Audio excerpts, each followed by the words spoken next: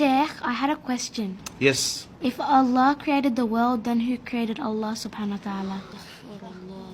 Okay, that's all right. That's all right. That's actually a very interesting question. But before I think we answer that question, we should first know who Allah subhanahu wa ta'ala truly is. Well, isn't Allah the one who created everything? And wasn't He here before everything else? That's right, Bilal. Allah is al-awwal, the first. That means there was nothing before Him. Allah subhanahu wa ta'ala is, was, and will always exist. So the question, who created Allah, doesn't make any sense. Because the word Allah means the one who is uncreated. Sheikh, can you explain that a bit more? Okay. Muhammad, can you come to the front, please? So, Muhammad, can you draw for us a square that's also a circle? That doesn't make any sense. It's either a square or a circle. That's exactly right. Thank you, Muhammad. You can go to your seat now. So, asking the question, who created Allah, is like asking somebody to draw you a squared circle. It just doesn't make any sense. I get it now, Sheikh. There's a problem with the question. That's exactly right. The question doesn't make any sense. But that's not all.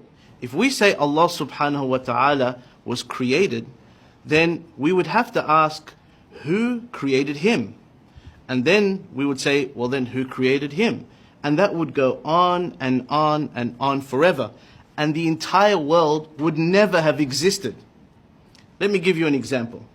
Aisha, if you wanted to sleep over at your cousin's house, would you have to ask your parents for permission? I'd ask my mum. That's exactly right.